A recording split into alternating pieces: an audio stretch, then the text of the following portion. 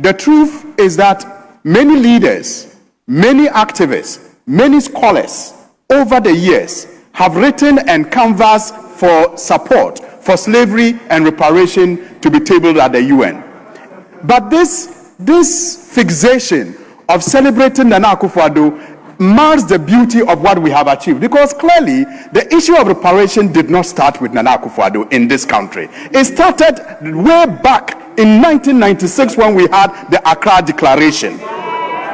In 1996, when we had the Accra Declaration, President John Rawlings was the president in this country and supervised that conference that led to the declaration that Africa must pursue reparation.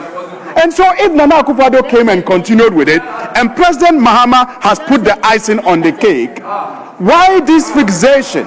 So, Mr. Speaker, once again, let us come together as Ghanaians and embrace this moment as one of such moments that truly, reflects who we are as a country that always leads in the best of examples. Let us celebrate this moment together and ensure that we continue to contribute to the process, because it is not over. What has only happened is a recognition of what a crime it was. What is left is for us to get our loins and put our acts together to seek the appropriate reparation that will restore our dignity and restore the damage that was caused by slavery. And this fixation of celebrating people must not cloud our judgment. Mr. Speaker, another point that has come up that I find quite disturbing has to do with why it always has to be a debate as to whether Africa deserves reparation when it comes to slavery. Mr. Speaker, around the world, we know that many other, victims of crime have been compensated without this needless distinction of who was a victim and who was a participant.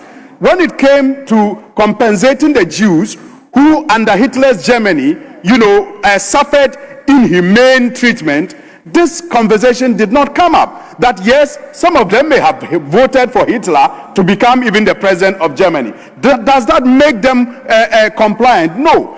Even in Haiti, people were compelled to pay compensation. Mr. Speaker, we also do know that even in Britain, when slavery ended, owners of slave owners were compensated. They were paid, but the slaves were not paid. And so let us not reduce this discussion as to who participated and who the victim was. Let us come together to continue the struggle so that at the end of it all, the appropriate reparation will be paid and the dignity of the African will be restored.